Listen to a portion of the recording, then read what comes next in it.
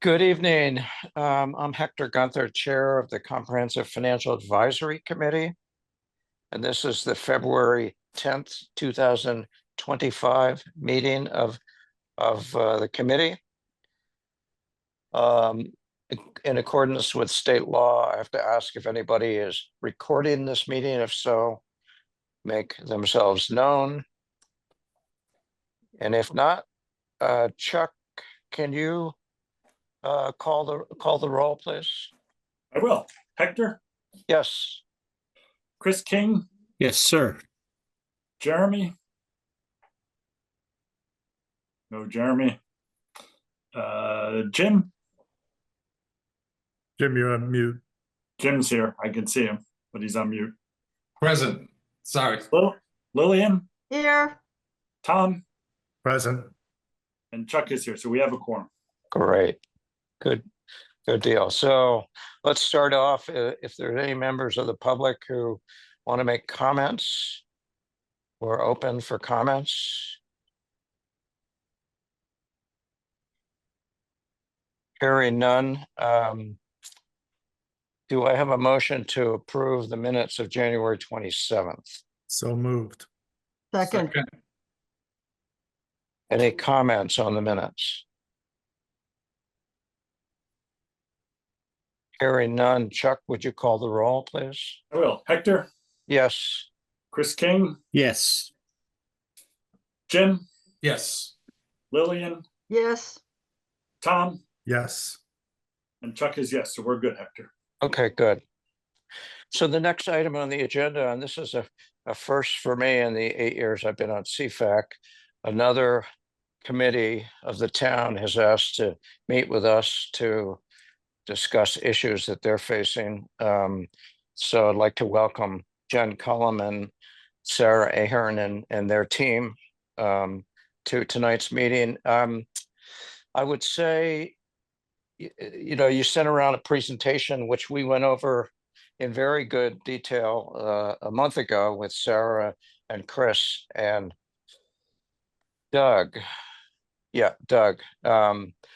So I think we've got a busy schedule tonight, Jen and Sarah. So what I think would be a good way to proceed is if you just summarize in a couple of minutes, 3, 4, 5 minutes, where you are in your facilities subcommittee discussions for the schools, and what you'd like to table for us to think about.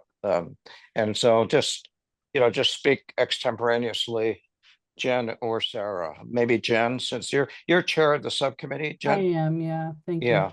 So first, I believe I need to open our meeting, don't I, Sarah? Yeah, and Jen, yeah. So if I may just open our meeting, I would like to do that. This is the facility subcommittee special meeting with CFAC, and we're very thankful that you're letting us spend your ear for a few minutes here. It is February 10th, and I'm here. And if the other voting members could speak up and let me know they're here, then we're good. Sarah, and I'm here. Doug Bollinger here. And Andre is here as well. I don't know if he just got booted but I did just see him. So, yeah, I can start and say, explain kind of the genesis of this idea and why we felt it necessary to come before you, if you'd like that, and sure. Kind of give like the brief upshot. So, really the genesis of the idea is kind of what's been happening around us on Cape Cod and schools for the last, I don't know, 5 to 7 years.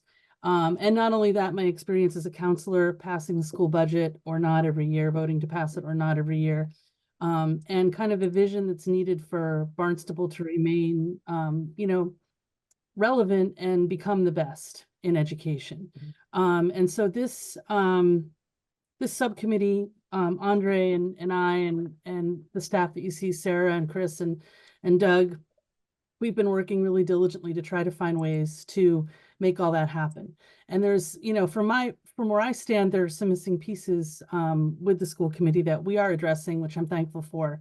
One of which is a strategic plan that, could help us in the future kind of map our way out of, the post-COVID slump, the loss of, 7% of students over the last 5 years, getting more butts in seats, having facilities that, you know, don't bury us financially and quite frankly, give people a reason to come to Barnstable.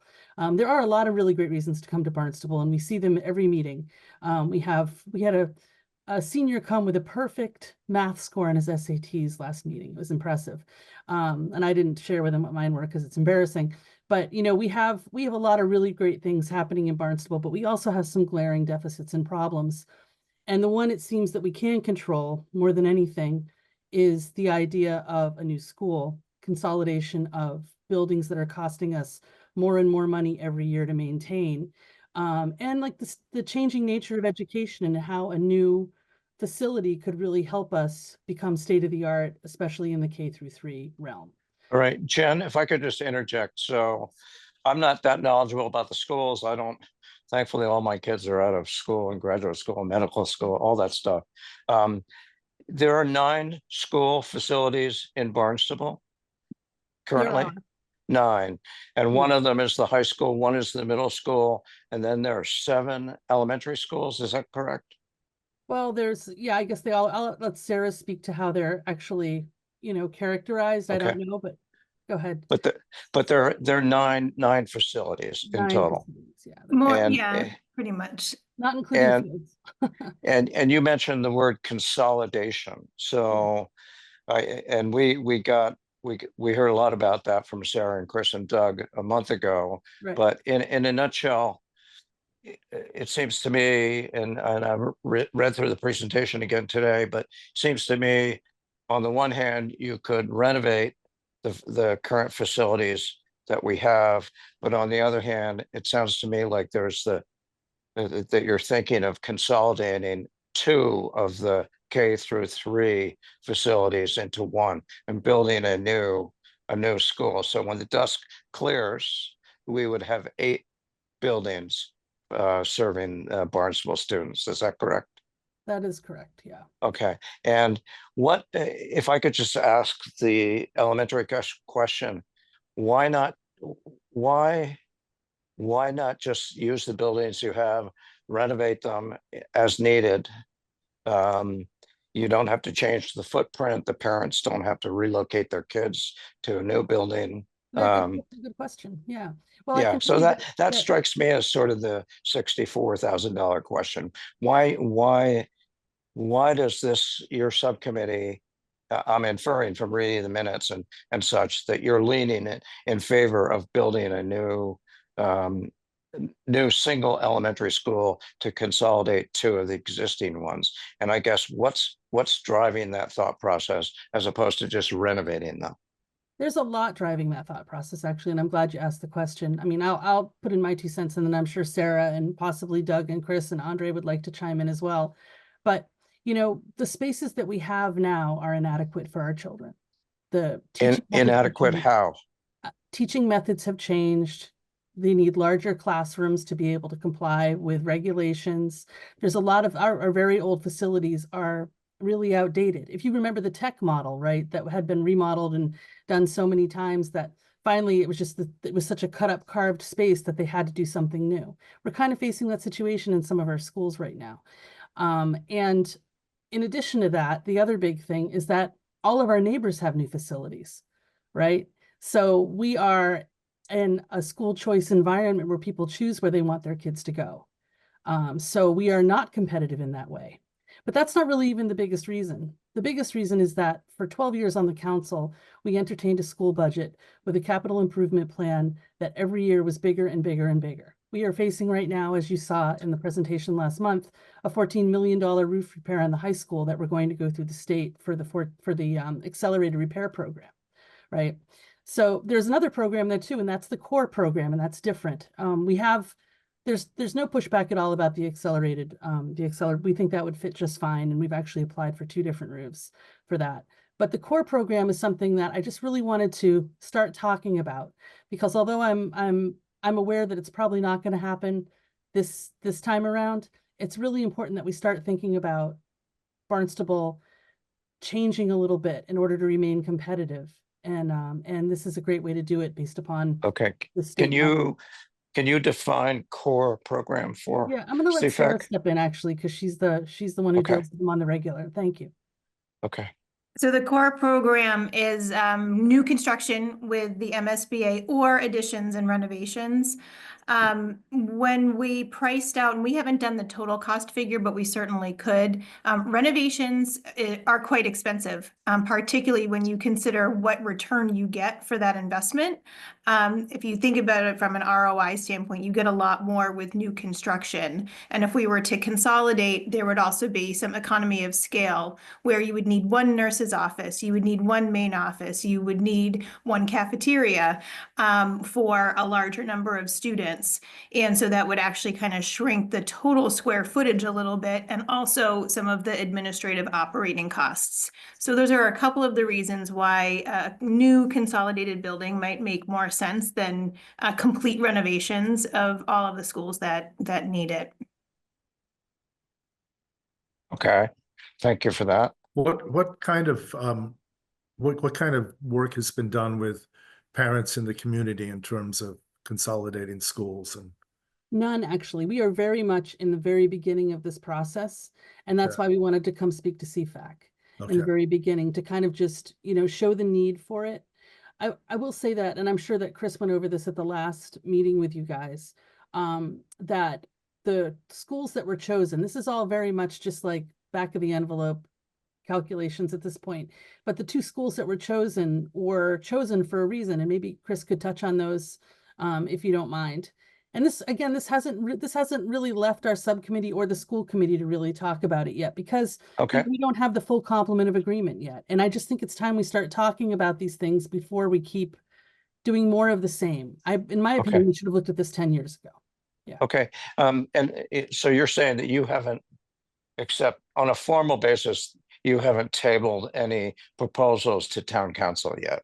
No, This is still internal to the school system, the facilities subcommittee and the school committee. that's right.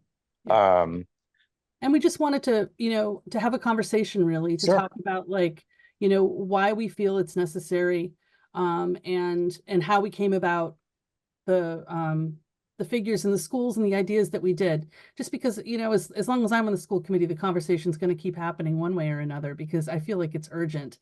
And as stewards of the taxpayer dime, I think we really need to look at where the waste is, and if we can curtail that, we should do so. So anyway, Right. I just would like Chris to explain how we came up with those two schools. From a which two schools are we talking about consolidating? Because I saw a couple different iterations, I think, in the presentation. So the two schools for consolidation would be High West and BCIS. And from a financial standpoint, there are a number of factors why those schools were chosen, but one of the driving factors related to finances was the square footage cost. The dollar per square footage cost for repairs was the highest at those two facilities, as was identified through the Collier's facilities assessment that was done back in 2023, Okay, which indicates to us that your investment at those two schools is larger based on the footprint of those schools. So a few things, right? You've got a higher dollar amount investment needed in those buildings. There's some of our older buildings. You've got some serious systems repairs as identified through the facilities assessment that Colliers did.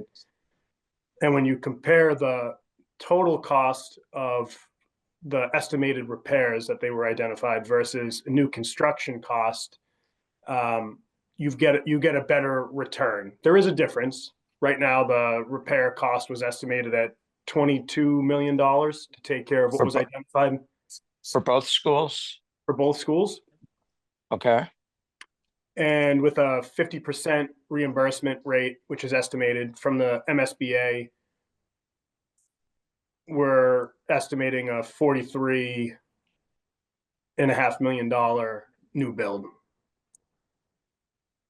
I'm sorry, so 22 million to repair both schools versus our out of pocket for building a new consolidated facility is 43 million after the state subsidy of 50%. That's correct. Okay.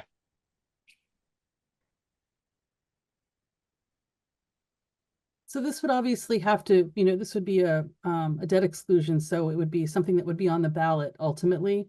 So these things take a long time. There's a huge, you know, community outreach program that would have to be launched, you know, and there would be a lot of outreach about it. But I just didn't feel right moving forward without CFAC kind of having an opportunity to ask us questions about how we're working and see if we could change things or if it needed to be tweaked. But we have, you know, I just want every citizen to remember that 60% of your taxes go to the schools. Yeah. You Yeah. know, and so there's a huge expenditure there that, you know, we really need some input on.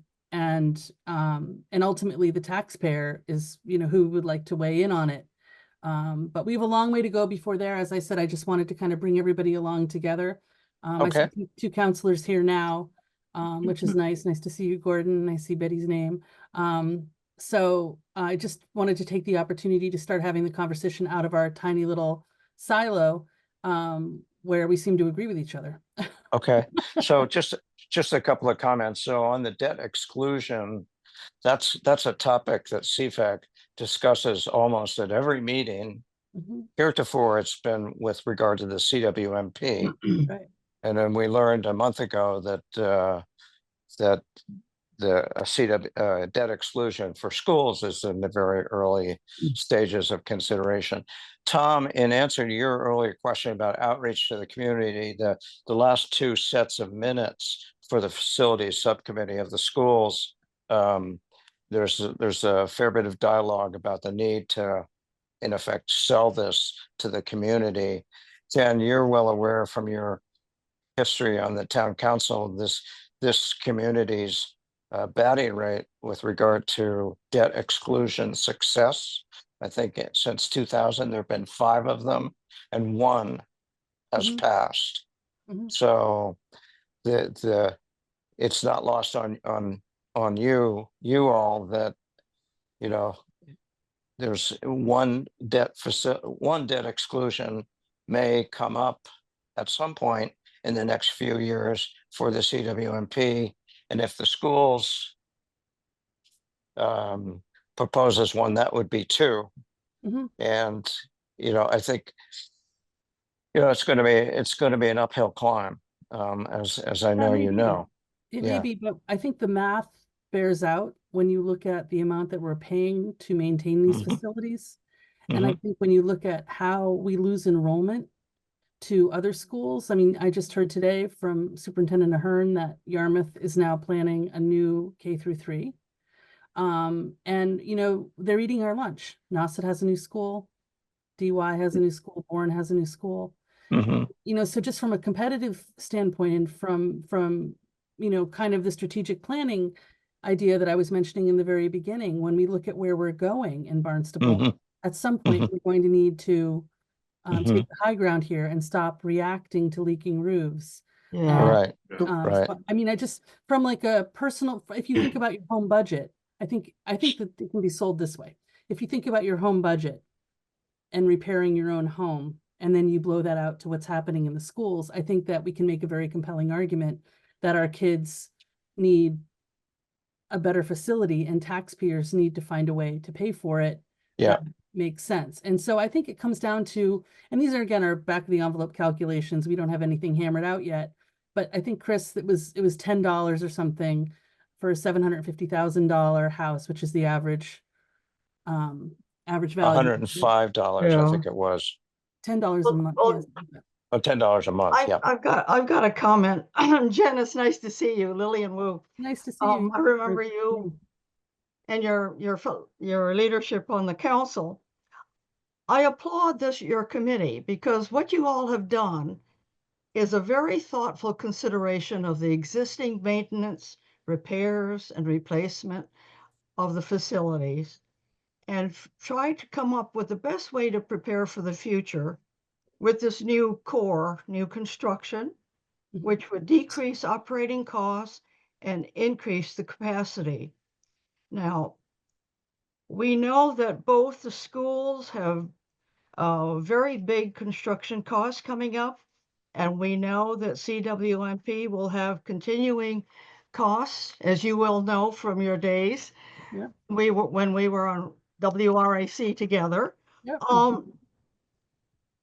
And I guess the question is the timing. You know, I think you all have done a really comprehensive job of looking at everything and planning for the future. And if new construction is part of that, how do schools have a conversation with DPW on which debt exclusion comes first? Right. Because, we don't want to compete against each other. So Yeah. based on your past experience as a council member, what's the best way to do that? Well, there are so many things floating around in the stratosphere that have yet to be tethered to the plan that kind of make that flow chart. So Yeah. that's why we started to, I mean, I've only been on the school committee for a year now, little over. But for a decade, I've been hoping for somebody to actually start coalescing the information and figuring out why other schools are eating our lunch all the time. Why we continue to throw good money after bad in these schools as far as repair is concerned. And even though I know it's prickly to think about losing your little neighborhood school, I think it's prudent financially to start looking at a new facility that costs less to maintain. And by the way, have a maintenance plan that is attached to that, than it is to just keep repairing and repairing and repairing these really high cost maintenance issues that we have. So I realize it seems like dueling ideas. I mean, ultimately, if the Clean Water Act stands with what we've got now going on in the federal government, the Barnstable, we will be compelled one way or another for the sewering. They'll be compelled to do it. Schools, however, seem to be, up for discussion. And I have a son that's in the high school now. And I really believe that our kids deserve a shot at a good public education in Barnstable, and we are the biggest and we should be the best. And we're just not. We're not yet.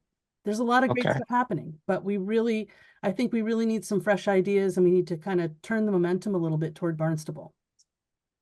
Well, I think, I think those are all good comments. I would just make one numbers comment, then I'd like to open it up to other members of CFAC. Chris, on your numbers, I think you show a maximum of 30 years of debt financing. Just FYI, you may already know this, but the Municipal Empowerment Act, the bill that Governor Healy has introduced, one of the provisions is to increase, and there's a section 31, borrowing for school projects. The proposal is to increase from 30 years to 40 years, the maximum bond term for school projects. So that's just something to be aware of. Obviously, this bill was introduced last year, it didn't go anywhere, but that might play into your numbers. So it might be beneficial in terms of your projections and any debt financing. Anybody, Chuck McKenzie, did you have your hand up about, did you have a question? I did. So I understand, I think the repair or renovate versus build argument, and I assume there's a net present value. You take the flows, cost versus constant repairs, back them up, and I think I get that. So assuming those numbers are right, and it turns out the building makes sense, I guess I'm down the road as you look backwards. What are the metrics to say? You've mentioned a couple of times other schools are eating our lunch. You talked at the outset about the goals of attracting new students, providing best-in-class education experience, and stop sinking money into kind of past subprime facilities. But what are the metrics looking backwards to say, we did this and it worked? Or we did this and, we learned something. We built these facilities, but I guess I'm struggling with how you'd actually measure that the impact, is the impact just on kids who are there? Is the impact on attracting new heads? I guess I'm still struggling a little with, how do we define success from all this? So I think ultimately we define it by, using the taxpayer dollar in a more efficient way. I think that's the crux of the argument. Whether or not you're in love with the idea of a K-3 school that holds 600 kids or not, are you in love with your money being used in a more efficient manner? So I would hang my hat on that. And it's really hard. Actually, it's a really kind of difficult argument to make because we're seeing families leave the Cape so rapidly now because of lack of housing, right? So we see, and Sarah can probably speak to this, we see a general drop in school enrollment, and it kind of recovered a bit after COVID, and then is kind of like, we're kind of unsure where that's going to be. But the demographic study that we did have done told us that where we should have the school would be kind of, near the intermediate school and the high school and almost a campus idea. So that's kind of it's still all very formative right now. But I think that there is a lot to be said for the kind of symbolic argument about offering upgraded new facilities when your neighbors are doing it. Right, And, right. I mean, literally everyone is doing it. And I was never one of those people that had to have Guess jeans because my best friend had Guess jeans. But I'm telling you right now, we're losing our edge. And I think we have a bold superintendent now, and we have a strong finance department, and we have a strong facilities guy. I think finally I can say that, who can help us kind of weed out these arguments and make it very strong in the end. But like I said, we are right now at the beginning of this. I think using the state's money is a really prudent way to do that. I'm not suggesting that coming up with $105 extra a year is easy for everybody. I'm not suggesting that in any way, but I do think, and this is probably another really strong argument, that although we are the guardians of the information and the effort, we are not the final vote on it. And I really believe that if we formulate, an argument and we bring it to the people and we feel strongly enough about the argument to put all that time and effort into it, that it deserves a spot on the ballot for our bosses to say yay or nay. Jeremy Shea, do you have any thoughts? You're pretty close to this, closer than any other member of CFAC. Yes, I certainly, I know people that work in all these schools. We know that a new facility, when it comes to renovations versus new, it makes sense as a teacher. I think it makes sense as a student, just the changing nature of the job. Some of these schools, like look at the one next to the HYCC, it's an old building. This was not designed for 2025. And just that alone, I think, is a great argument. I think financially, as Chuck said, the numbers, if they work, then I think it also makes sense financially. I'd like to echo Lillian's comment of timing. The biggest part of this is timing. And those arguments aside, they're all great. And I think people would acknowledge that. But the timing of this is going to be critical. And there's lots of questions of like, this is 40 acres of prime real estate. What's next? I don't know if that conversation has happened, but between those two schools, that's a lot of land in a. It's interesting that has come up, especially in kind of the spirit of the Seasonal Communities Act. And I'm aware that Barnstable is not one at this point, but I'm also aware that things can change pretty rapidly on Beacon Hill. A brilliant idea, I believe, would be to retain that and create workforce housing. And that's it, is like I think part of the sell, and that's what ultimately the thing that for us that we want to help with, I think ultimately as a committee, at least I on the committee, want to help with the sell, because that's. Yeah, thank you. I've talked to teachers in the school. It's like, hey, here's this idea. And they're like, there's no way. Because the story of people that live in this town, they know these stories of school projects. And they're like, hey, I remember when that school was built. Why do we need a new one? And that's the challenge, I think, with especially having, and it's no fault to the leadership, but we have leadership that's ultimately new. And you look at some other departments like that can sell a story really well because they're like, hey, I've seen this for 30 years. This is why you need to believe me. And having, I mean, so far, I think a great facilities director, he's also a new facilities director.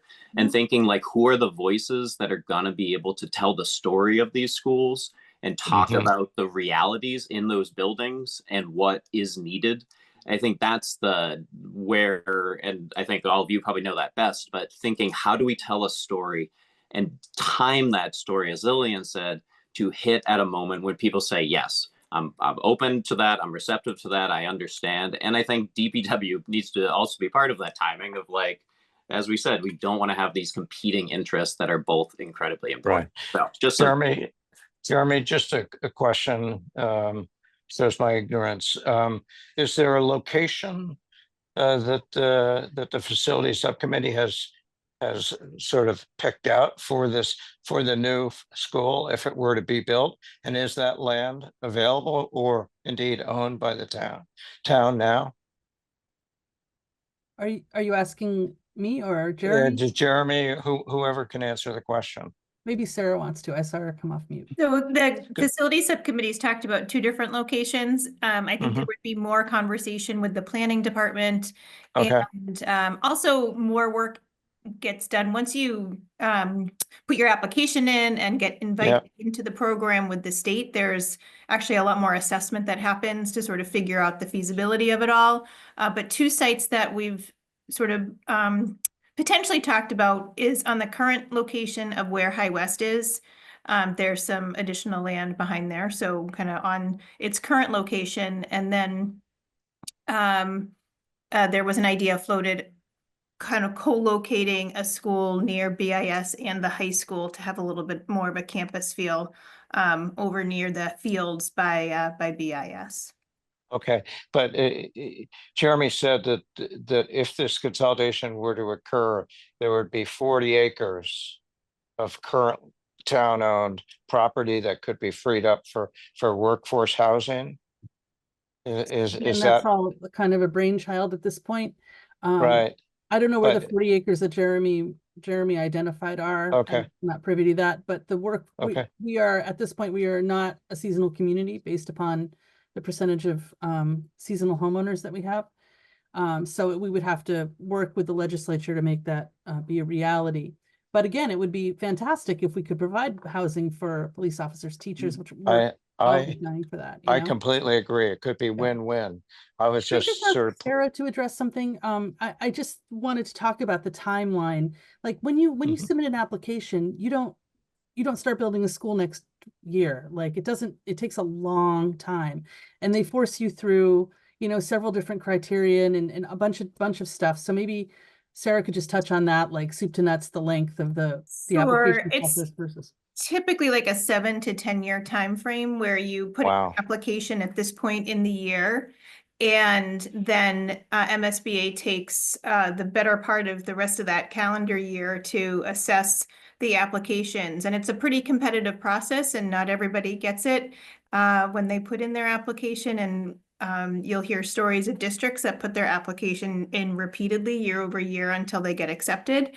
So for example, the Yarmouth school, the Marguerite Small School, they would have put their application in last April. They were invited into the core program in December, and they now have a 270-day window to sort of assess the feasibility. Chris might be able to chime in a little bit more about what that looks like from a financial perspective. And then there's two votes related to, kind of bringing it to the town for financial funding and support. And ultimately, it's like a minimum of a 7-year prospect. So it takes time. And so some of this is really planning ahead for the future. Which is what we need to do. I want to thank you for that. In the meantime, what concerns me is the renovations that needs to be accomplished, right? So we have a huge backlog of work that needs to be accomplished within the schools that Doug has pointed out.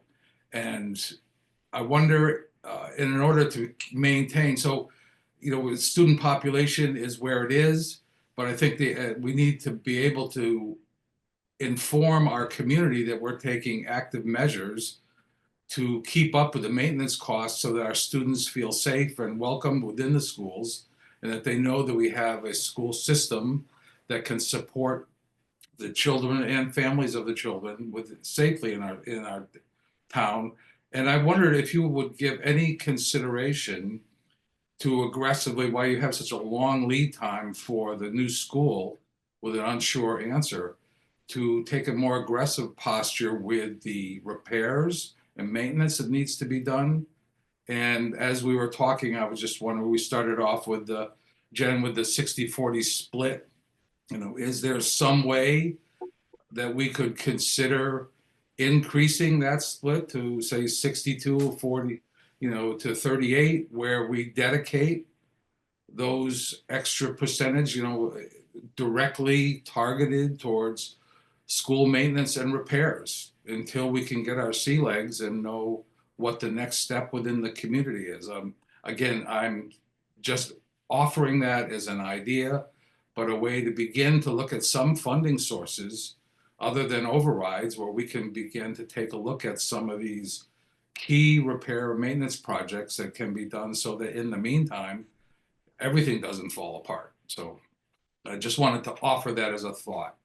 It's an interesting idea. I want to echo what Jim just said. I think Jen and I have been on school budgeting for such a long time that we know if you go back 12, 13 years, the deferred maintenance was sort of catch as catch can. We waited until things were really in dire straits, and everybody knows that. But now it seems that there's a much better feel for it. So there's a much more, I think it's called your increased repairs and maintenance program is going to address what you're thinking about. I don't want to get into the weeds of this, and I don't think that any of us on CFAC question the goals or the projected costs Right. that you have put together.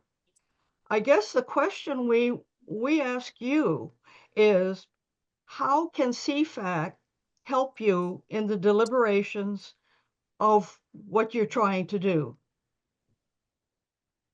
Thank you for that. I appreciate both comments. I just want to make sure that it's clear that we are addressing with our CIP, the Right. repairs, and I'm sure Exactly. Doug and Sarah would like to speak to that. There is absolutely no threat of us not repairing essential stuff. Even if we were to get into the program, we would still repair the essential things that needed to be, even if we were planning a tear down of that building until the new building was ready to move in. That's kind of the way it works, so that no one gets hurt by it. No student gets hurt, no teacher gets hurt by it.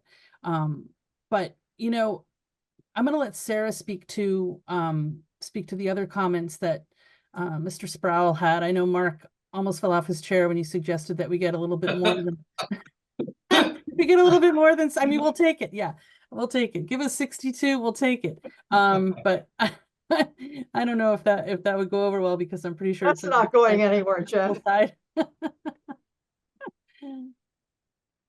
But it's you're looking at alternatives, right? That's all, right? That's just the start for a conversation. And Yeah. I mean, that's the accelerated repair program is another way to repair a big, that's evidence of it. I mean, we're constantly looking around for ways to curtail cost and save. But you come to the point where it's a tear down or whatever, or the other option outweighs it. And that's just, it's time to start talking about that. And anyway, so I'm going to let Sarah continue. Yeah, and the MSBA has been really active in terms of educating districts on all possible sources of financial support. There's, especially in the energy efficiency space, there's a lot of incentives and a lot of grants. And so they really encourage you to package as much support as you can with various building projects. By clarifying through a strategic plan and through the facility subcommittee, some priorities, some of the decisions, because it seems like an overwhelm at times, like this overwhelming portfolio of repairs that are needed. By setting a longer term course does allow our facilities department to then prioritize behind the scenes a little more effectively and efficiently. Of course, we're going to take care of anything that's emergency, anything that's safety. But if we know that we're moving in particular directions with our buildings, then we're making that commitment and can decide a little more strategically among our capital project portfolio. Okay, that's very helpful. See who else hasn't spoken up yet. We have two town councilors here, including Betty Lutke, who is the new liaison from the town council to CFAC. And we have Gordon Starr as well. Does either of you have any comments you'd like to make or questions you'd like to ask? I'll jump in front of Betty here. No, I think the timing is great. It seems like the CWMP is sort of in a not a bad place for the next couple of years. We used to think that a override was imminent. It seems like that has sort of backed off a little bit. So maybe I would support this and get in the queue of the core program.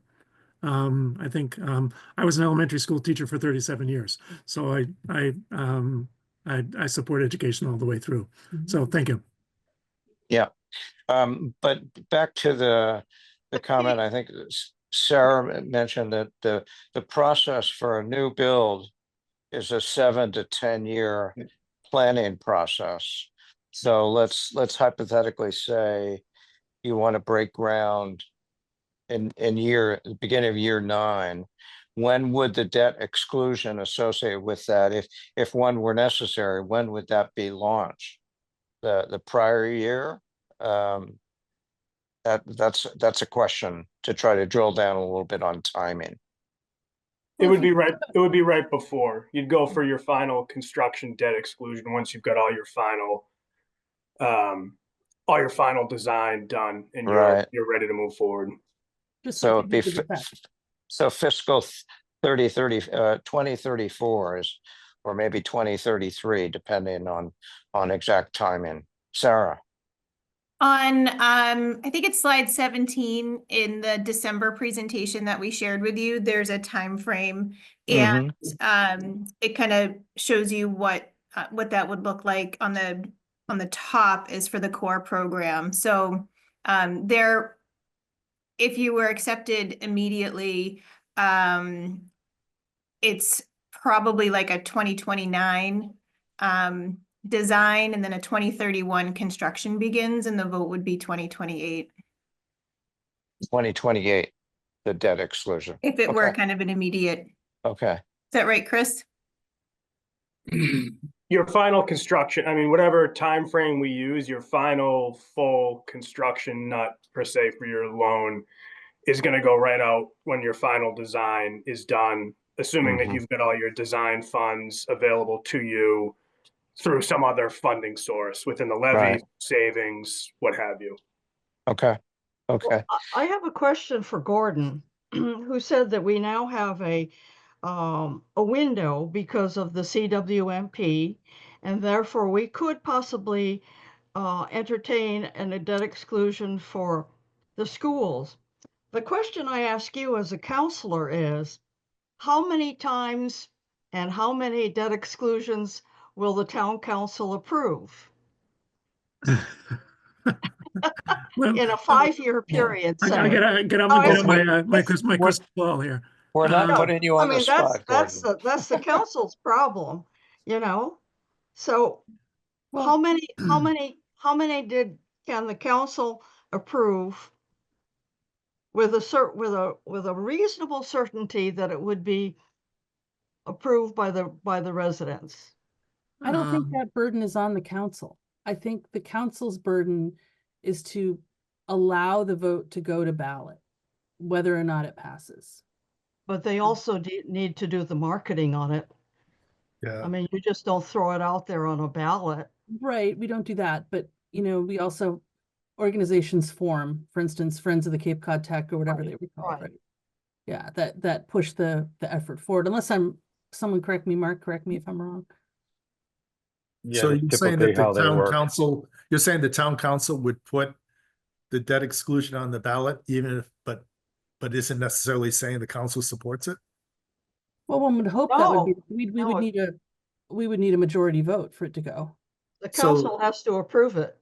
But I then- get it, but what I was hearing is their role is just to put it on the ballot and let the voters decide. Right. But I would think that the council, by putting it on the ballot, is saying that it recommends this. Or that it recognizes that its boss should have the final say. So can Mark Mill explain what the town council's role is?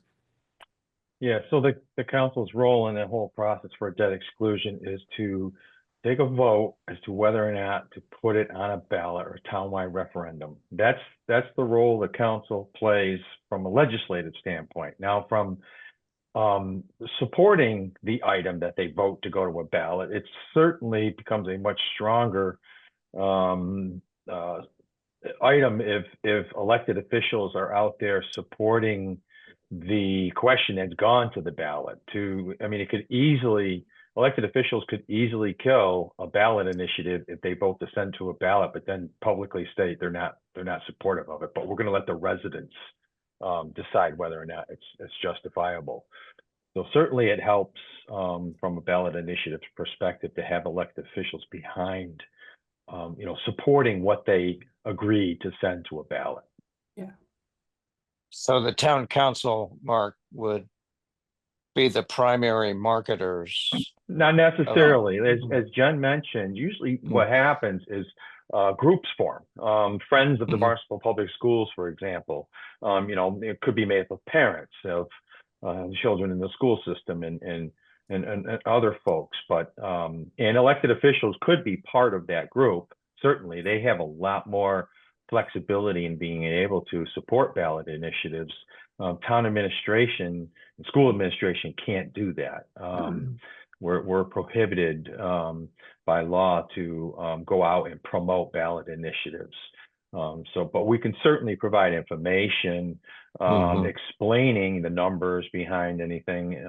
But usually you'll see a group form, like for Cape Cod Tech, they had a group form that helped do some fundraising, do some marketing, and so forth. So that's usually how those initiatives get organized. The school committee could also be marketing. Yes, as elected analogous officials. to they're elected officials. Yeah. Okay, well that's all right. Well, that's helpful to think about timing. Mark, I think when you talked about how the numbers change with the sewer project, and we were originally talking about a debt exclusion in the 2027 timeframe, and I believe you told town council that it would be no earlier than 2029. Yeah, well, certainly. 2020.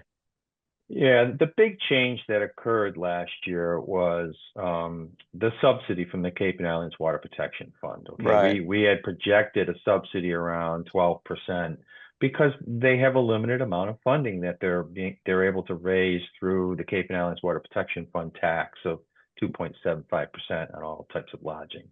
And they quickly ran out of money when they started to approve, 25% project cost in terms of a subsidy. But then they made a change last year, and the way they're going to pay out that subsidy is over the life of a borrowing. So the town would see its 25% subsidy over a 20 to 30 year period now instead, and that allowed the subsidies to go back up to 25%, which made a positive financial change to our projections, which at that point in time, when we ran the numbers last year, we looked at all the projects that were listed in FY25 through FY29 as we'd be able to provide funding for those based on that set of assumptions that you just reported on in that model.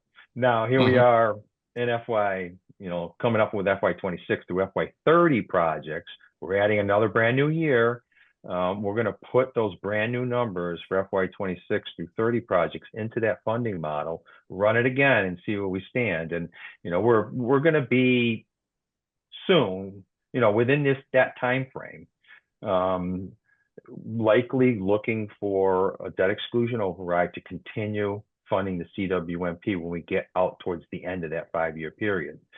Now you talk about a possible debt exclusion for schools as well. I think one of the things we need to think about is bringing those together, perhaps on a ballot initiative, so that you're not going back to the taxpayers year after year for ballot initiatives. If you bring them forward, perhaps at the same time, you got everything on the table. You're clear. There's no surprises.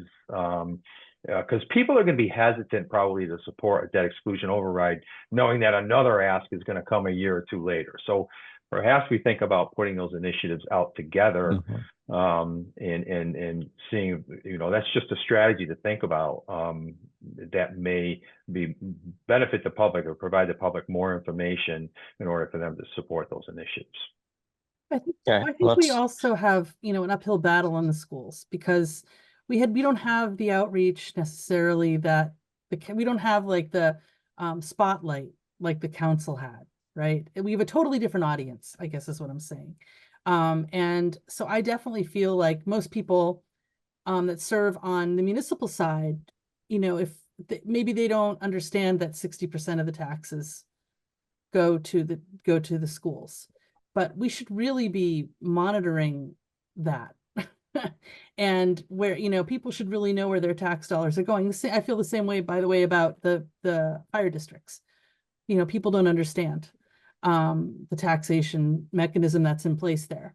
So, we have a lot of outreach to do to show how important it is to build the fabric of our community through children. And, it's definitely my pleasure to do the dirty work on that. I have no problem going out into the community and talking about how important and informative it is to have your child understand what a public school system works like and how to make that run smoothly, and all the while try to save the dime as much as we possibly can. But the way we're doing it now, it doesn't add up in 10 years. Okay. And so that's the upshot of it. I did want to ask if Andre King, he's here and he's on the subcommittee, if he had anything that he wanted to share. I'm not sure if he does, but if you do, Andre, please feel free to chime in.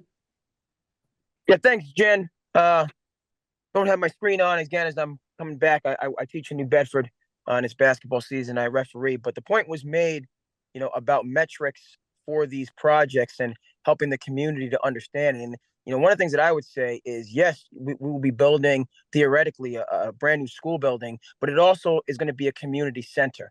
All right, this brand new facility is going to be a home base for many activities in the community. If you look at the new Matikes or DY Intermediate School, that's where some of their school committee meetings take place, right in the auditorium. I know the brand new gymnasium is used plenty. When Peyton Pritchard comes down for the summer, that's where he trains. They have a brand new turf field that gets plenty of use when you talk about the rise in flag football and other activities. So it's important for the community to understand that, yes, the primary function of this new facility will be the education of the youth, but there's a number of other community activities that can find a home in that space to benefit the community, just as is the case, with the high school, where we have the Performing Arts Center that hosts a number of events, the Cape Cod Symphony, so on and forth. Our athletic fields are the home base for a number of activities. So this investment is in the students, is in the youth, but it's most certainly in the community, and being able to access it and utilize it to the fullest extent. So that will be a part of the metrics that the community will be made aware of. Great. Betty Lutke is on the call. I don't know, Betty, if you have any comments or questions you'd like to raise. Yeah, I don't have anything right now. I guess I'm in the position, I don't have enough information. I go back to Chuck's question about, eating our lunch. I'd like to see how our lunch is being eaten. The two sites that were discussed for building this new facility are both in my precinct. We're already so dense in there. And now we're talking about taking these two schools, consolidating, putting them on, what little bit of green space that exists.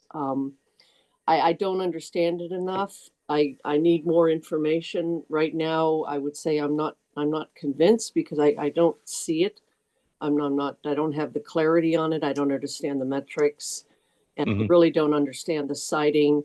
I hear the thing about the seasonal communities and the housing. Again, you're putting it right in the densest part of Hyannis.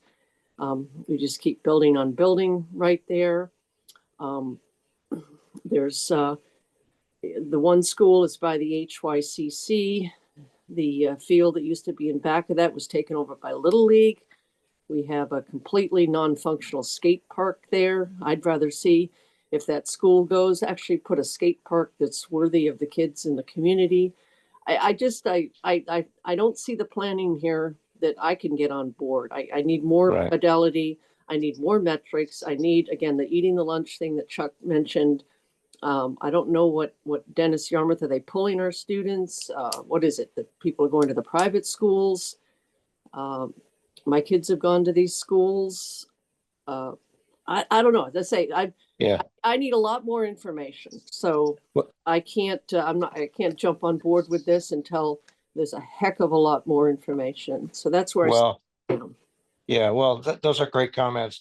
As Jen said at the outset, and Sarah echoed it, they're at the very early stages of ballparking this and planning for it. So clearly there are lots of questions that the counselors and community members and taxpayers would have. So I think those are all well stated. Chris King, any thoughts?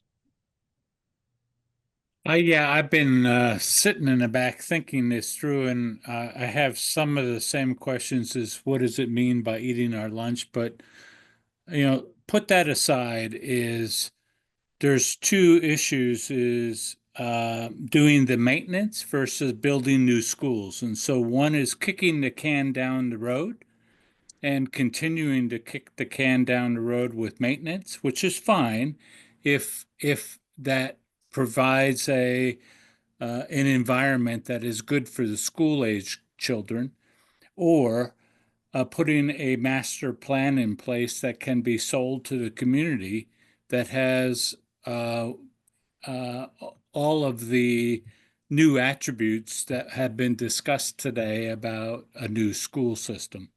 And you're talking to the finance committee. I think that maybe I'm wrong, but anything from the finance standpoint can be looked at and put a plan together and voted upon, or get grants from the state. But the first step is to put a master plan together. What's the strategy? What does Barnstable school system want to be in? What's the 10-year plan? And let's promote that 10-year plan, or that 10-year plan needs to be promoted. So those are the thoughts that I had, Hector. Okay, that's great. Well, we're coming up on an hour on this topic. I think we probably ought to wrap it up. I think this has been a great conversation. Anyone else have any comments, questions? I do, and kind of following up with Chris's point. There's a birth dearth in Massachusetts. There's a birth dearth in the United States. I think the National Center for Education Statistics says that the number of school-age children in Massachusetts is going to decline by 4.5% by 2030. And I assume that the Cape and Barnstable are not immune from that. And so I guess what I want to see is, what's the plan? How does our thinking, our 10-year plan or whatever, reflect, or how does it take account of that as well? And does it take into account immigrant families that come in, because the birth rate in Massachusetts may not reflect that? I mean, we've seen, we have a very strong immigrant and bilingual community in K through 3. So I think that that's something that there's a lot of moving pieces and parts. It's nothing as ordered as town council was. I promise you, I'm constantly scratching my head on the school committee, because there's so many unfunded mandates, so many unknown variables that just keep, spinning and spinning. And as to the idea of a master plan, that's exactly what we're working on. We finally voted that through the last meeting or 2 meetings ago. So hopefully by June, we will have a strategic plan set so that, so that leadership can forge a path forward with votes from the body and make it happen. But again, this is a preliminary conversation. Yeah. I just want to say that, were we to apply for the core program, we are not obligated to accept it should we win. And so if there is any sort of an appetite at all for just checking the waters, then, I would absolutely want that to happen, because again, my 12 years on the council were framed by frustration that we hadn't looked at this. And year after year after year, I had a problem with it. Because there's just so many expenses associated with these older buildings. So I want to thank everybody very much for your time, and your comments, and your offer to help, because I'm sure we'll be knocking at your door. But thank you very much for taking the time. I'll leave it to Doug. Never spoke. Doug, did you want to speak tonight? No, I think I'll just echo everything that's been said. I think it's, like we said, it's the beginning, but I think the timeline, and I've said this before in other meetings, I mean, and Sarah's mentioned it, and Jen, and even Chris, I mean, the timeline, it's something you got to think about now. I know everybody says, oh, in 10 years, we'll think about it. No, you got to start thinking about it now, and then just kind of put the conversations out there, get people talking about it. And then, 10 years will come very fast. And by the time you put a few other heads in there with all their ideas of design, we could be held up in design for 2 or 3 years. Next thing you know, the school's not being built for 13 years. I mean, and the existing schools that we have, and the 2 that we're talking about, I mean, keep in mind, those 2 schools, we just put portables on the back of them. So we put 4 classrooms on one and 6 on the other. We're using the gymnasium, locker rooms as offices. I mean, there's a lot more unknowns that are not talked about, but those 2 schools are, they're in the rougher side of properties. I mean, at the time they were great. They've had some additions put on them, but they are at a time where they're just not really meeting the needs of the students or the faculty. But I want to thank everybody for their time. Thank you so much. Thank you for that. And I think I could speak for my CFAC colleagues that this has been a great discussion. And, so Jen and Sarah, I would leave it up to you and your team for when, if you wanted to come back to CFAC in a period of months, whenever you think it is, when things are, your plan is more fully fleshed out and you want to bounce ideas off of us. And at that point, we might be able to get into the numbers. Chris, we haven't talked about Chris Dwelly's financing plans, but that's something we ought to tackle in the next meeting or 2. So you're welcome to come back. We'll leave it up to you to reach out when you'd like to have another conversation. Thank you very much. I guess I need to entertain a motion to adjourn for our subcommittee, correct? So moved. I will second and say thank you. Awesome. All those in favor? Aye. Aye. Thank you. All right. Thank you very much. Thank you so much. Thank you. Thank you.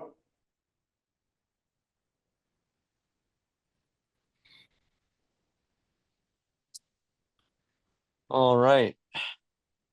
Well, I think, I don't know if anyone has any parting comments, but, I think everyone asked some great questions. There are just a ton of moving parts here. And Mark, I like your idea. I think it would be a huge challenge, but I like your idea of potentially, if the timing worked out, of putting up a pair of debt exclusions at the same time. And that way, the community would know that we're not fooling them. We're putting it all out there. And so if it turns out that would work, I think there's some good sense in that suggestion. Any other comments before we move on? Hearing none. So the next item on the agenda is the report from committee members on presentation made at last Thursday's town council meeting. And here I could just say, I sent around an email saying that I thought the presentation, which was principally drafted by Mr. Keene, was well received. We got some good questions at the end. Kristen Turkles, I don't know, have many of you watched the replay? Yes. Kristen Turkelson asked if, if the model would allow for, tweaking if the Municipal Empowerment Act gave the town the ability to raise tax rates on lodging, short-term rentals, and meals. And the answer is obviously yes. Kristen has actually reached out to me afterwards and said she'd like to take me up on the offer to sit down with her and go through the model with her. So we may do that at some point. And Betty Lutke asked a couple of good questions. So I thought, that was a good 25 minutes of dialogue. And, I think this committee should be doing more of that, talking directly to town council, when the occasion calls for it. But Mark, as you know, the council is very keen on having the model be updated when the next 5-year plan is approved. And, I think we should put that on our agenda, in April or May, whenever the timing is right to look at the next 5-year model. Yeah, certainly, as mentioned in the report, our thinking around the timing of that would be April every year, because the draft intended use plan from the Department of Environmental Protection is issued around this time of year. Gives us an opportunity to see what we could potentially finance through the Mass Clean Water Trust, update the model for those changes, and as well as all the other changes that occur throughout the year. And so, yeah, that it is very important from the finance department's perspective that we stay on top of that model and make sure that we have the best information available to us, incorporated into it on a regular basis. And so that's certainly our goal soon. So when we're done updating that, we will provide a demonstration to this committee as to what we're looking at. That would be great. Anyone else have any questions about the town council discussion last Thursday? If nothing else, I would encourage you to go watch it. Because I think from where I stood, all 12 members of the council who were there that night they were fully engaged and listening to what we said, and I thought it was I thought we had a good audience there. Hector, can I, it's Betty, can I say a few things? Please. I'm your brand new liaison here, the first meeting I've attended as the new liaison, newly assigned. And I'm also on the committee, looking at committees. And we're going to be looking at all the different committees of the town. CFAC is just one of those. Mm-hmm. But I just think the dynamic nature, and we certainly had a good view of that tonight with what the schools are looking at, that we have to be so nimble and so really on our game and understanding all these moving pieces, that I really would encourage more of what we saw at the town council, more engagement, more analysis, really getting into it from CFAC. As I say, the analysis piece, not just kind of summarizing, but analyzing and giving us some what ifs. I love, the kind of different scenarios you put forward, if Right. this, then this, that kind of thing. I would find that extremely valuable. So I really appreciated your presentation, and I really appreciated sitting in on this tonight to see your reaction to what the schools are looking Yeah. at. So thank you. Well, thank you for those comments, Betty. And I guess I compare the only other CFAC presentation to town council that I've been associated with was last year's CFAC CIP report, when Neil Kleinfeld, he went through a whole bunch of slides and a lot of wonky material. and he didn't get any questions. My tack was to try to get away from slides and just talk person to person about some of the issues. And as Betty said, Tom Kane had mapped out 4 different scenarios, and I think that really gave the counselors, some food for thought. So I think we should, I agree with Betty that we should be doing more of that, and I'm sure we'll have the occasion to do so. All right, if there's no more on that topic, item number 4C, update on the development of the fiscal year 26 proposed capital plan and operating budgets. Mark, I'm assuming you have some comments here. Yeah, just a few quick comments for the benefit of the committee as to the progress that we're making on developing the capital plan and the operating budget. On the capital side, we've met in small groups since the task force meeting that we had. The projects have been ranked. I think Gareth shared the scoring of the project ranking with the committee members.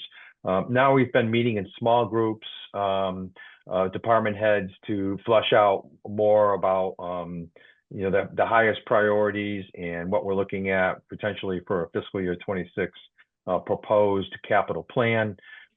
We got a short list. We're working on fine tuning that short list, and I hope to have something to the subcommittee, CIP subcommittee, by the end of next week for your benefit, to include in your report what the town manager is going to propose for projects in fiscal year 26. That CIP plan is scheduled to be delivered to the town council in early March. So we're on time, we're working with that time frame. I can say that the projects that you saw submitted for all of the enterprise funds will likely be included on that recommended list for FY26 for funding. We are working on the rate models for sewer, water, solid waste. Those are close to being finalized. We have a public hearing coming forward in mid-March to talk about the proposed rate increases for sewer, water, and solid waste. Those will incorporate all of the projects that were submitted for funding in FY26. It's looking like we'll be able to provide the funding for those with some adjustments to the rates for those 3 enterprise funds. And then some smaller projects for some of the other enterprise funds are also included. As I mentioned just a few minutes ago, we are working on updating the funding model for the CWMP, which includes FY26 through FY30 projects. Once that is completed, I'll come back to the committee and show you that baseline projection, and then we can do alternative scenarios like you did for your report that you recently presented to the town council. So we do have the numbers there that we're working on those. Interestingly, the draft intended use plan was issued for clean water projects for 2025 by the Department of Environmental Protection last week. That is available online on their website. The 2 sewer projects, CWMP projects that are being proposed for or requesting funding for FY26 are listed on DEP's draft intended use plan. Again, it's only a draft at this point. Has not been finalized, but Barnstable's 2 sewer expansion projects did get listed. In addition, there are 3 carryover projects from their 2024 list that Barnstable had on that are included on that list because they can't provide all the funding in one year. They carry over the prior year's projects, the balances from the prior year's projects as additional funding. So we are subject to a $50 million cap. If you recall, last year, I think we had about $160 million of projects included in the 2024 IUP. So a lot of that got carried over to the 2025 list, and then more will get carried over to 2026 and 2027 because of that $50 million a year cap. Again, it's a draft plan. There's no certainty to it yet. I would anticipate a final plan to be issued sometime in June, I think. They usually issue towards the end of the fiscal year what their final plan for funding is. I'm hearing whispers out there that there could be some changes to this draft plan already, because it was, I think, the initial reaction to what they put out there was concerning from a financing standpoint. Why? Because they are redirecting some of the bipartisan infrastructure funds that were dedicated or originally directed to clean water projects. They're sending it over to drinking water projects, which reduces the funding available for clean water projects or sewer projects. And in addition, there's a comment in that plan that says the projects on the 2025 intended use plan will not necessarily be carried forward into the 2026 intended use plan, and that we will have to reapply for the project balances in 2026 for anything that doesn't get funded in 2025, which is a big change in what they've been doing. So that means that potentially we may not get funding for the out years if we exceed that $50 million cap. So that's concerning. So, but again, it's a draft plan. I think there's a lot of people talking about that major change because it's not just Barnstable, it's Yarmouth and every other Cape community. They all have some big projects on that 2025 plan. And if they're not going to automatically carry over any balance in excess of 50 million, that's concerning, because that means we can't finance it through the trust. We're going to have to do traditional bond financing to fund the balances on those projects. And here we go, major change potentially to the program, which is why we have this funding model, so we can quickly analyze, what's the financial impact of having to borrow that money through the municipal bond market as opposed to the Clean Water Trust. And even if, we talked about adopting a flow neutral policy at the council level last week. And I just want to caution everyone that even if we do adopt a flow neutral policy that makes us eligible for 0% financing through the trust, doesn't guarantee that we're going to get financing through the trust because of their limited financial means. Not all of our projects will necessarily be eligible for financing through the trust. They have a ranking system. They have a limited amount of funding. And sometimes we may not make that cut list for approved financing through the trust, and we'll have no choice but to finance it through the municipal bond market. So no guarantee, even if we have a flow neutral policy, that we'll get these 0% loans through the trust. Still got to make in theory, in theory, if it's my impression that a number of communities have already set up flow neutral policies or are looking at it. And in theory, if more and more communities do it, that will make the competition for the funds even greater. Absolutely. Yep. So, Mark, I confess I haven't watched the discussion from town council on the flow neutral policy, which was led by Dan Santos and Jim Kupfer, the planning department head. Maybe you could just say a word about how that discussion went and what the town council's reactions Well, were. I think Councilor Lucky had her hand up, so maybe it would be better for her to respond to that. Oh, great. Okay. Well, my ears really perked up when Mark was talking about the trust and the limited fund, because that certainly was not part of the presentation that we received at the council. We were given a very broad brush of it. I know in the past, Dan Santos has been very forthcoming on this in terms of, we're doing this sewer project to clean up our estuaries. because we fail our TDMLs in every single one south facing. And the flow neutral is perhaps was put forth, you know, for growth or to maybe limit growth, that kind of thing. So they're kind of diametrically opposed. You know, we're doing for environmental and we're doing this to get the funding. But they put together, you know, Jim Kupfer planning early was the preponderance of the presentation. And he put up a slide with, you know, various checkbox.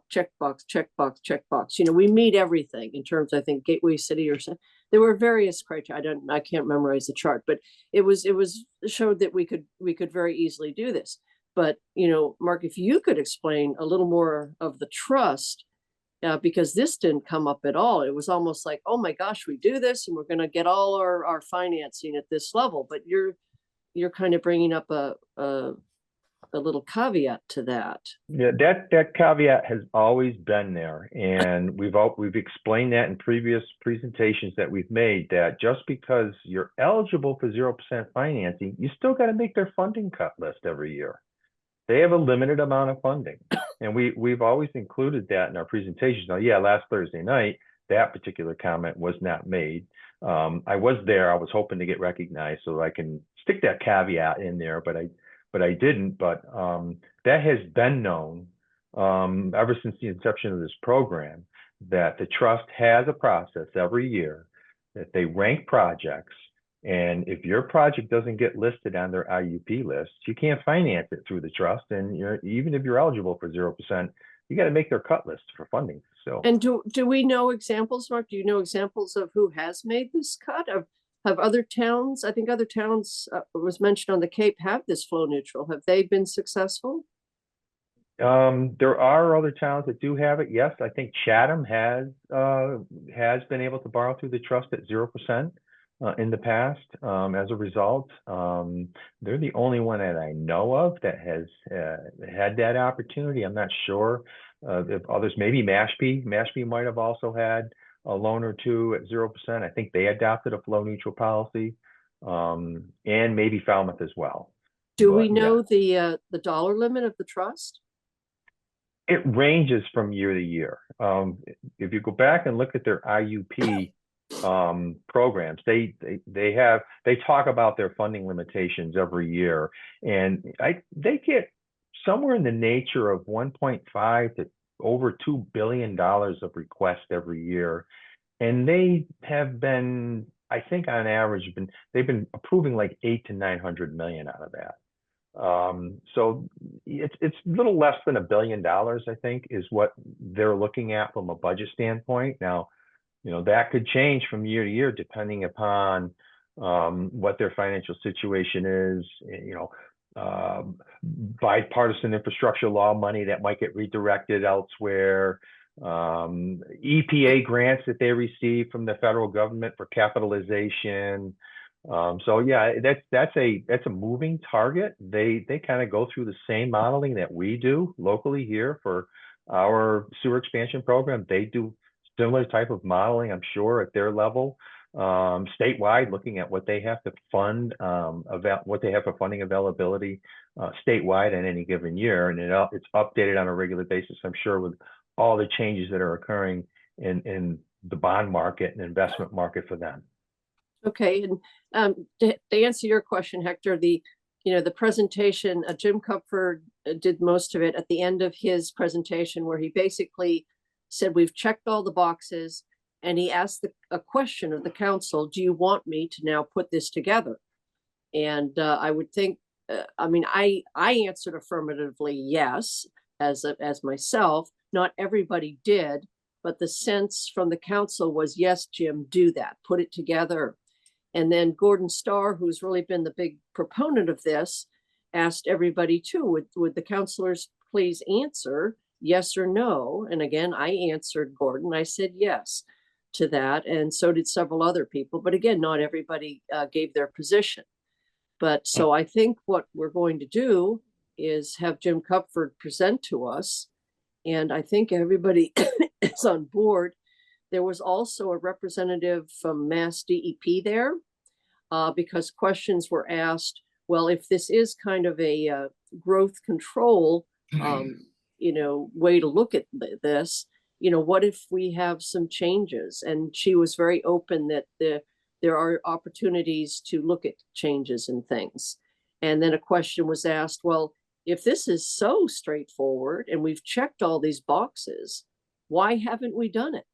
Why hasn't this been done 10 years ago? And the answer from Mark Els was the perception was the fear of limiting growth. So I think some of those fears were alleviated by the Mass DEP rep. So the upshot is Jim Kupfer is going to come forward with what we need to do. And I would expect a positive vote from the council to do it. But I think we all need to understand what Mark has brought up here, that it doesn't necessarily mean that you'll just get 100% of your funding at that low rate.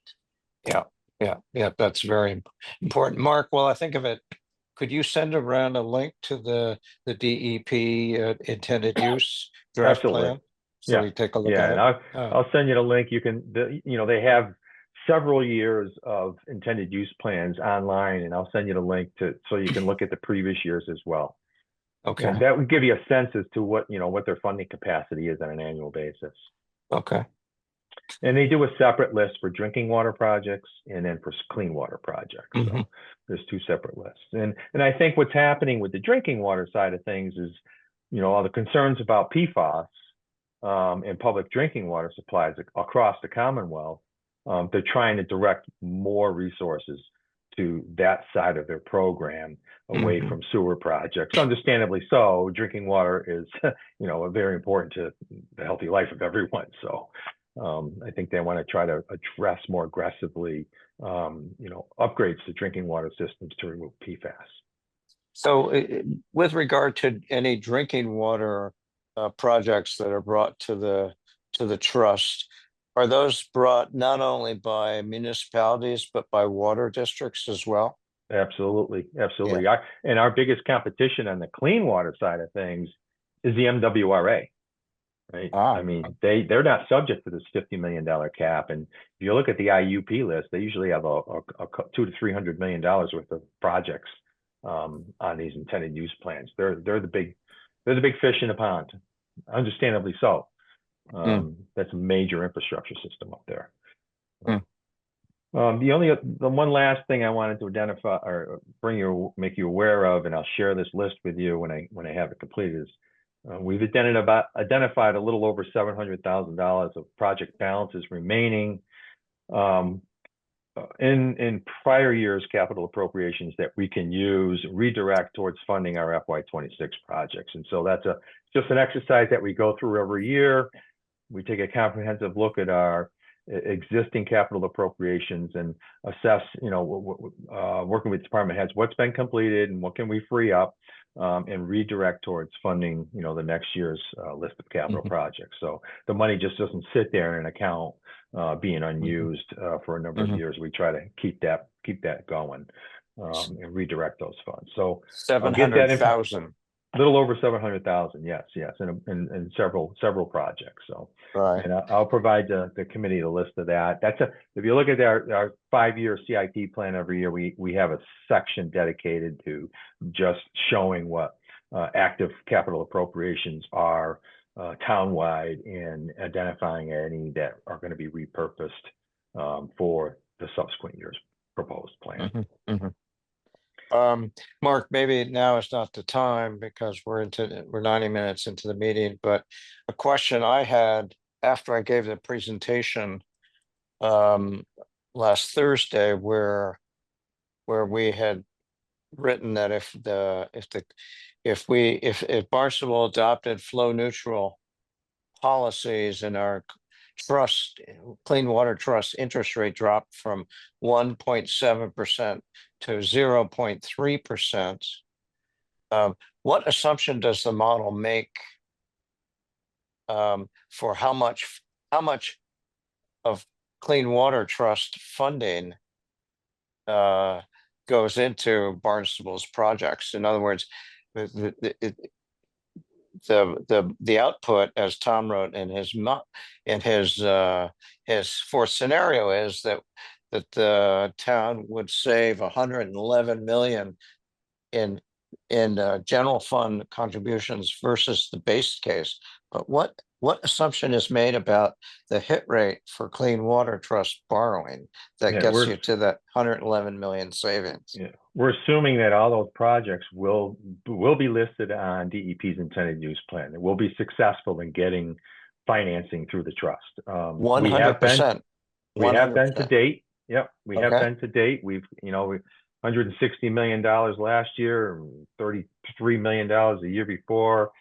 We got another 50 million on the 2025 draft plan. So we've been successful because all of our projects are associated with nitrogen reduction, and Right. that scores highly on their list when it comes to scoring projects for funding. And so we've been very successful. We're anticipating that, for at least the projects through 2029, and in that, that fourth model that Tom ran with that I helped him run with that assumption is that all those projects will qualify for financing through the trust. But we can always change that. We can go into that model very easily and say, okay, let's take half the model. Let's take half the projects and let's do them through GOB and general obligation bonds instead of trust financing and see what happens. It strikes me that is not a conservative assumption to say that 100% of our project would get 0.3% financings going forward for some of the reasons that we've just discussed.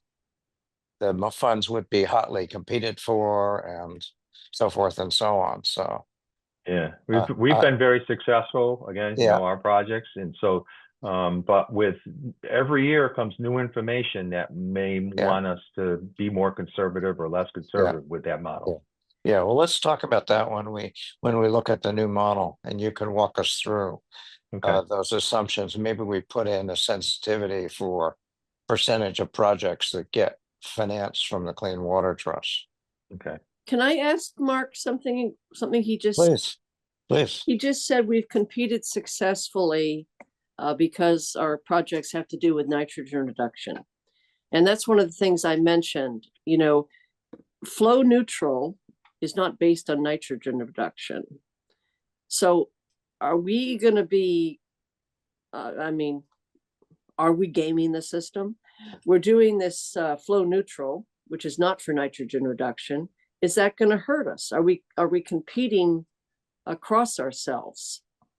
Yeah, it's a great point. My initial reaction is I don't think it will, because we have that approved CWMP, and so long as the way I heard the representative from the DEP explain it is that if we stay within the projected flow that was built out in that CWMP, we're not increasing the amount of nitrogen we're into the coastal estuaries. We're managing it, and I don't think that will affect us in scoring the projects, because we're not increasing nitrogen flow into the system. It's being collected. I just want to make sure that we're not, they're kind of like, we see what you guys are doing. You're just trying to get the lower rate, but you're doing this because you have a nitrogen problem. I just want to make sure that we're not working against ourselves here. Thank you, Mark. Yep, you're welcome. So I've done a lot of talking. Other members of the committee, you guys have questions, comments?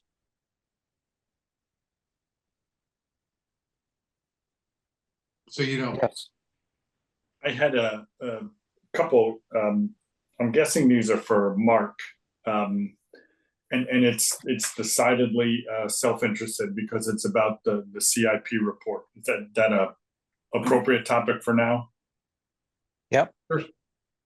So the first one, just so I'm clear, Mark, I thought I heard you say earlier that the town manager will have a preliminary list out by the end of next week.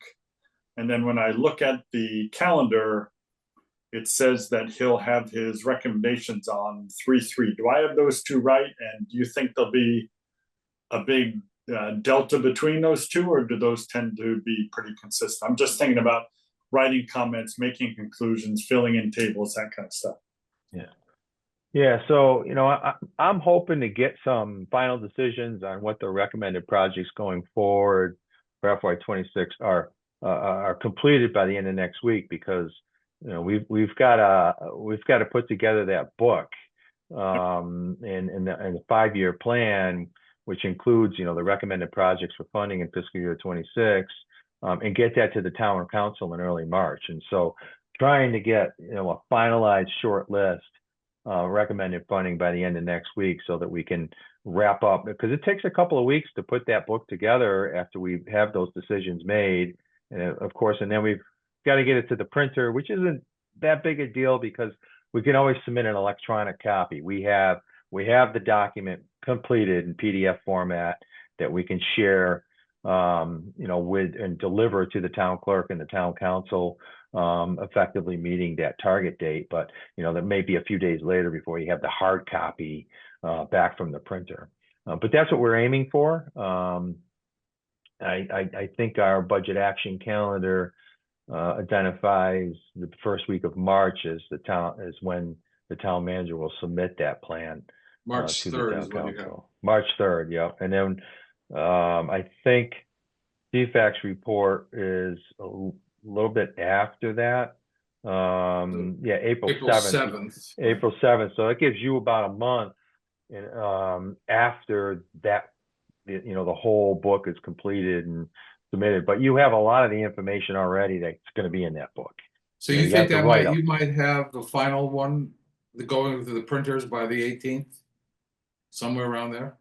The end of, is that the end 20th? of the I mean, that's yes, no, that's 21st, something like that. Yeah, that's what I'm hoping for. Yeah, that we got that final list of recommendations, because I have to write up all the appropriation orders for that list, and it could be 30 or 40 appropriation orders that I have to draft. So trying to get those, I'd like to get those identified, and so we can start that process and drafting all of that. And then all those numbers for their recommended plan for FY26 flows through the entire document essentially.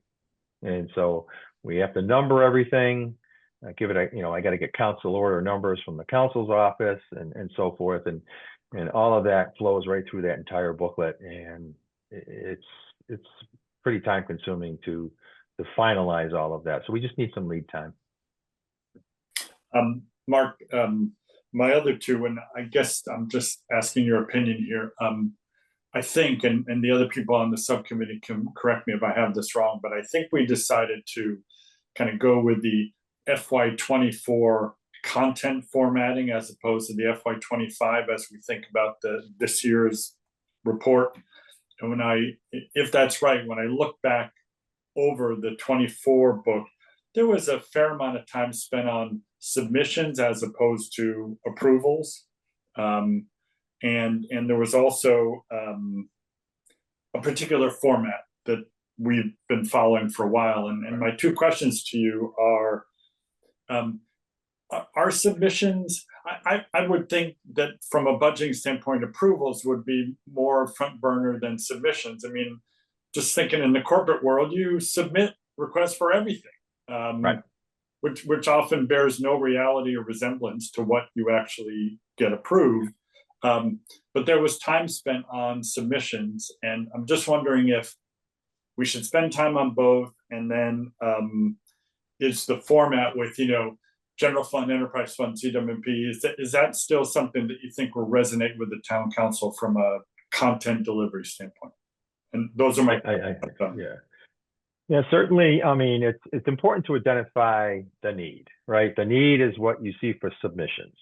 And that's over a 5-year period. I mean, it's good to have that for long range planning, but more importantly is what's being proposed for funding in the immediate year that's coming up.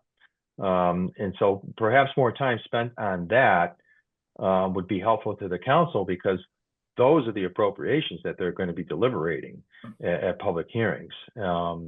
And so maybe a little bit more time spent focusing on what's being proposed for funding in 26 would benefit the council. Cool, thank you. I agree with that as well. You know, I think that makes more sense, is to focus more on that. And, you know, then rather do all the projections that go out years. It's, you know, it's just requires, I will say that Neil was, as we've mentioned before, had done an unbelievable job on that document, but I think that focusing in on the actual approvals, then I think that's where our time should be spent. Thank you. Makes sense to me. So time-wise, what I'm showing is that, you know, we'll start next week on which is have our first meeting on the 18th. And, you know, at that point, we should be able to be at a point for our team to be able to start to develop content. Hopefully you'll have a chance to take a look at the documents we've passed, and you can work individually on those. If you have any questions, feel free to ask. But the town manager's delivery on the 3rd is big for us. And then I have on my calendar the 10th of March for our first submission to CFAC for their review, and 2 weeks for changes. And then on March 24th as the final submission to CFAC for their final review and approval prior to the April 7th presentation to the town council. Okay. Sounds excellent. Cool. Jeremy or Chuck, while we have the open forum, any questions on the assignments? I think we're good there. Not for me. Thank you. Thank you. There Okay, you go. thank you. All right. Any other communications from staff, Mark or Gareth? That's all I have for this evening. You want to give us a snow report in upstate New York? We got a good solid 6 inches on the ground. It snows about an inch every single day. Things are looking really nice. It's cold. Did some snowmobiling recently. Gonna do some more skiing soon. So things are it's a good New York State right now. Awesome. Yep. All right. I don't have any matters from the chair's perspective. I think tonight's meeting was good. As I said to the facilities subcommittee folks before they got off, I thought for me, it was a little bit of an eye opener to have a different committee come in and pick our brains about issues that they have, and I quite enjoyed it. So I think we can look forward to doing that again and spreading the word that we're available to other committees around town if they have financial related matters they want to bring forward to CFAC. Anyone else? Lillian Wu, do you have any final comments, questions? No? Okay. All right. Well, I'll entertain a motion to adjourn. So move. Second. Right. Chuck, please call the roll. Hector, Yes. Chris King, Yes. Jeremy, Yes. Jim, Yes. Lillian, Yes? Tom, Yes. and Chuck makes it unanimous. Excellent.